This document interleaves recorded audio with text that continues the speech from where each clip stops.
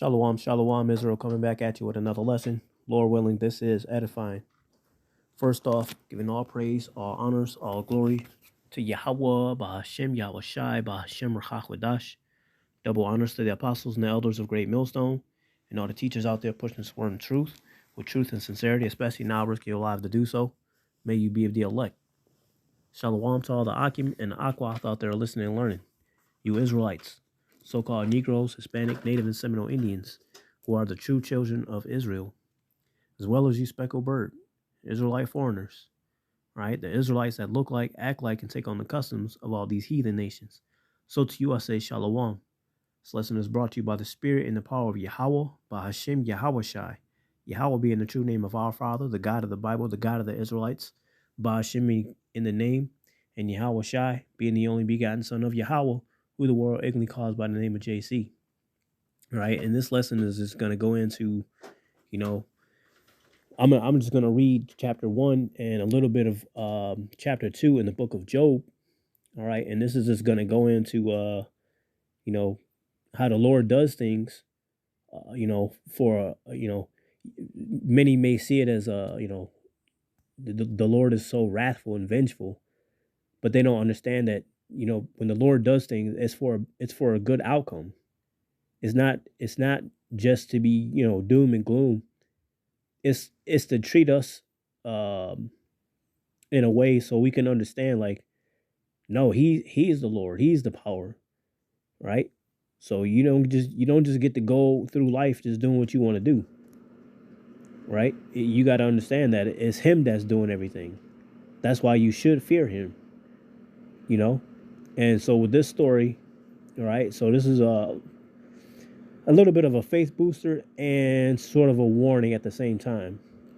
All right, because, for those that are in the know, when you truly dealing with the Lord, the Lord tells you should, when you have these infirmities, be glad in it, be glad in the sufferings that you're going through. All right, because we're being punished less than our iniquities deserve to begin with, and at the same time, we're not greater than our master. So whatever we got to go through, we're going to have to go through it. It's going to be a lot better than them that's not dealing with the Lord. And it's going to be a whole lot better than them that do not fear the Lord. So with that, let's go ahead and get this reading in. And then, I'll just come with a few scriptures, all right, talking about, basically making my point. All right. So without any further ado, this is Job, starting at chapter 1, verse 1. There was a man in the land of Uz, all right, and Uz comes from Aram, right, which is basically the grandson of Shem, all right. You can get that in Genesis 10 and 23, as well as 1 Chronicles 1 and 17, all right. So it says there was a man in the land of Uz whose name was Job, and that man was perfect and upright and one that feared the Most High and eschewed evil. He always shooed evil away. He was allergic to it. Like, get that shit away from me. You know what I'm saying? Verse 2, and there were born unto him 7 sons and 3 daughters. His substance also was 7,000 sheep and 3,000 camels and 500 yoke of oxen and 500 she-asses and very great household. So that this man was the greatest of all the men of the East. So you got to think about it, back in those times, him having all this substance, he was well liked by the Yahweh Bashim Yahweh Shai to be blessed with so much. All right, very wealthy indeed. All right. Verse 4, and his sons went and feasted in their houses, and everyone his day, and sent and called for their 3 sisters to eat and to drink with them. And it was so, when the days of their feasting were gone about, that Job sent and sanctified them, and rose up early in the morning and offered burnt offerings according to the number of them all. For Job said, it may be that my sons have sinned and cursed the Most High in their hearts. Thus did Job continuously. All right, so Job was always not only in consideration of himself, but others around him. All right, that the Lord will look out for all right, and praying, for better outcomes because he knew how his sons were. All right, that's why he was doing that. All right, it says verse 6. Now there was a day when the sons of the Most High came to present themselves before the Lord Yahweh, and Satan came also among them. And the Lord Yahweh said unto Satan, Whence comest thou? Then Satan answered the Lord Yahweh and said, From going to and fro on the earth, and from walking up and down in it. And the Lord Yahweh said unto Satan, Hast thou considered my servant Job, that there is none like him in the earth, a perfect and an upright man, one that feareth the Most High and escheweth evil? Then Satan answered the Lord Yahweh and said, Doth Job fear the Most High for naught? Does he fear you for no reason? Right? Verse 10. Hast not thou made an hedge about him and about his house and about all that he hath on every side? Thou hast blessed the work of his hands, and his substance is increased in the land. But put forth thine hand now and touch all that he hath, and he will curse thee to thy face. And the Lord Yahweh said unto Satan, Behold, all that he hath is in thy power. Only upon himself put not forth thine hand. So Satan went forth from the presence of the Lord Yahweh. Verse 13. And there was a day when his sons and his daughters were eating and drinking wine in their eldest brother's house. And there came a messenger unto Job and said, so what I'm going to read, this is going into, right? Because the Lord said, hey, do what you're going to do to Job. Just don't take his life, right? So here it is. Immediately, Job's about to get these confirmations of things that just happened. All right. And there's like four of them. All right. So here it is, verse 14, Job 1 and 14. And there came a messenger unto Job and said, The oxen were plowing, and the asses feeding beside them. And the Sabians fell upon them. They got attacked by the Sabians and took them away. Yea, they have slain the servants with the edge of the sword, and I only am escaped alone to tell thee. And while he was yet speaking, there came also another, and said, The fire of the Most High has fallen from heaven, and hath burned up the sheep and the servants, and consumed them. And I only am escaped alone to tell thee. While he was yet speaking, there came also another, and said, The Chaldeans made out 3 bands, and fell upon the camels, and have carried them away, yea, and slain the servants with the edge of the sword, and I only am escaped alone to tell thee. And yet there's more, right? While he was yet speaking, there came also another, and said,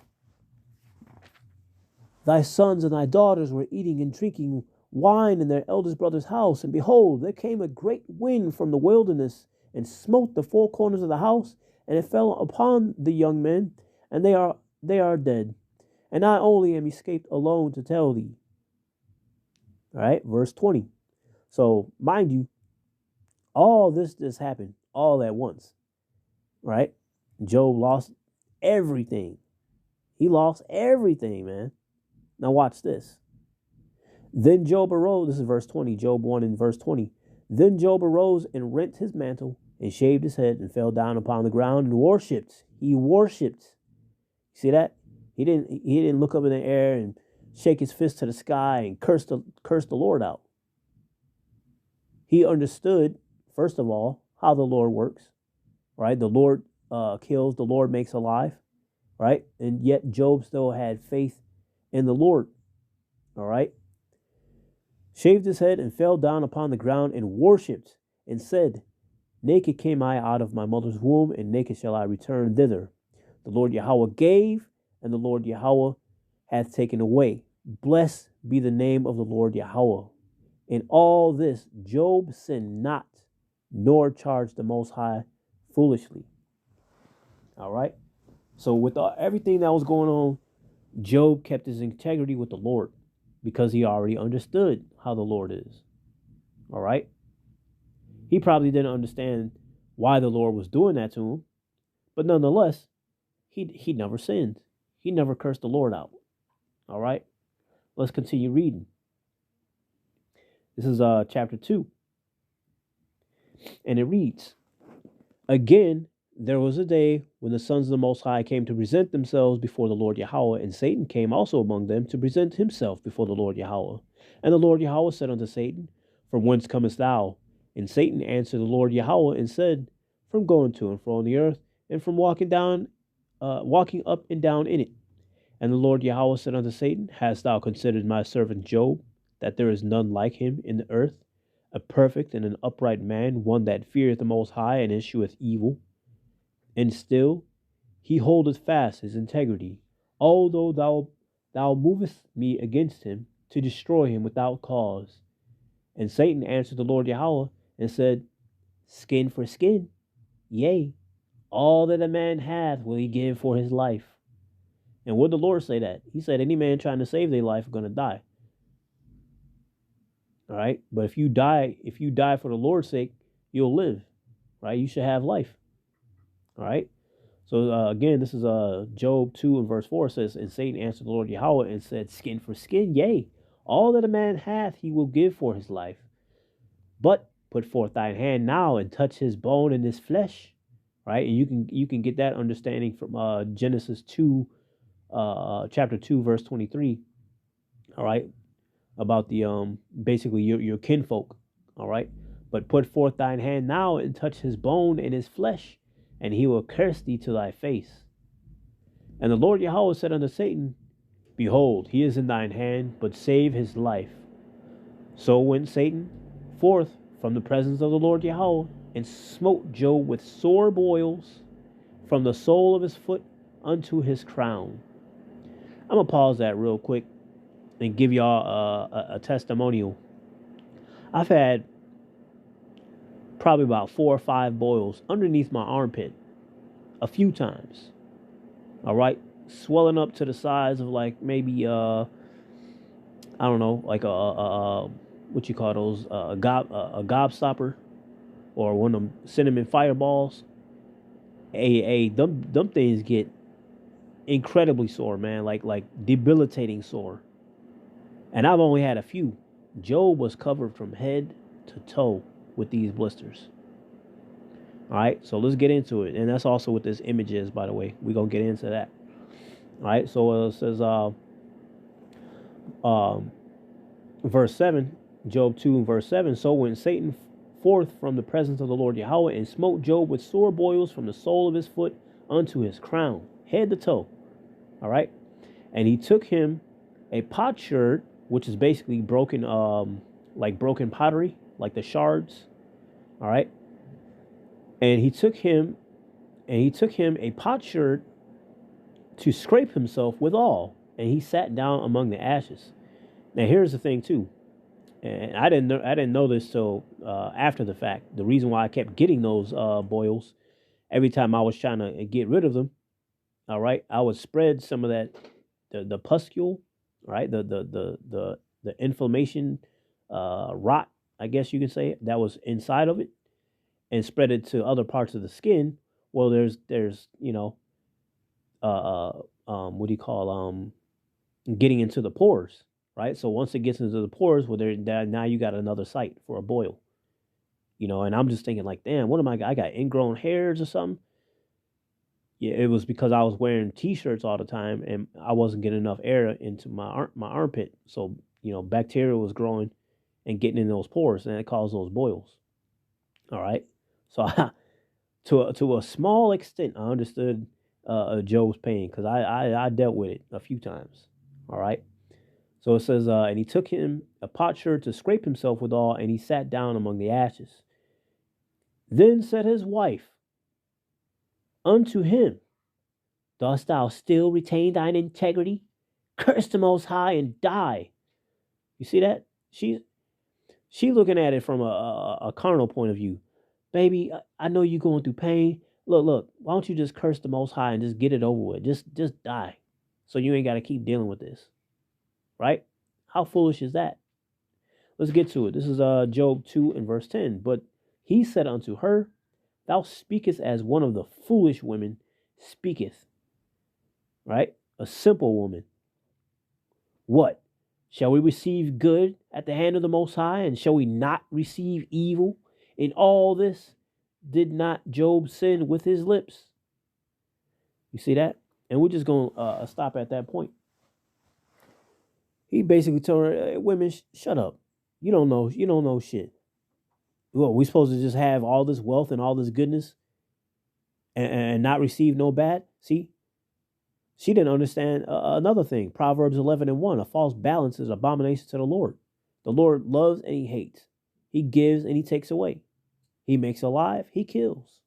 He sets people up to rule. He brings them down. The Lord does all things. It's all balance. She didn't understand that. All right. That's why Joe was like, that's why he said it. You speak like a foolish woman. He basically says, shut the fuck up. You don't know what you're talking about. Right. And even with her being the hype man, trying to hype him up to do it, he still didn't do it. He still kept his integrity. Long story short, at the end of it all, Job got everything back, man, because he kept his integrity through everything that the Lord put him through. He kept his faith. All right. And I say that to say this, man. All right, because if you got a Bible and you read at the bottom, right, and it's talking about Job chapter 2 verse 9 and 10. All right, and it says Job's wife suggested that Job do what Satan had predicted, which is what? To curse out the Most High. After all she had been through, it is no wonder she was ready to give up all hope. But Job recognized that both good and evil come from the Most High hand. Though one by his active will and the other by his permissive will. The Most High can permit evil things to happen for good ends. Okay? He does these things for a good outcome. Just like you have a thunderstorm. What happens at the end of a thunderstorm? Right? Because it might have been grounds that were dry for long periods of time. So the Lord will send a thunderstorm. Yeah, it's scary, it's dangerous, but at the end of it, you get a what? You get the rainbow. All right, the grass has been fed with the waters, all the fruits and vegetation is fed, right, so that it can prosper. Right, so you got to go through it to get to it, man. All right, so yeah, man, people got to consider their ways with the word and them that teach the word, man. All right, or the Lord can jack your ass up just as well. All right. So hey man, that's all I wanted to do. Just read a little bit and get into the outcome of it all. All right. So with that, hey, Lord willing, this was edifying, giving all praise, all honor, all glories to Yahweh, Ba'Hashem Yahushai, Ba'Hashem Chakwadash. Double honors to the apostles and the elders of Great Millstone, and all the teachers out there pushing this word of truth with truth and sincerity, especially now risking your lives to do so. May you be of the elect. Y'all better stay prayed up and repent, and just know, man, hey, the Lord does things with reason. He said his ways are not our ways, and our ways are not his ways. So don't try to be on his level. Don't try to understand him unless you're really gonna try to understand him. Because once you do, hey, then you learn to be of a spiritual mindset, not a carnal mindset. And then you start understanding things, and you don't question the Lord, and you sure in the hell won't lose your integrity by him to curse him out. A blah blah blah. Shalom.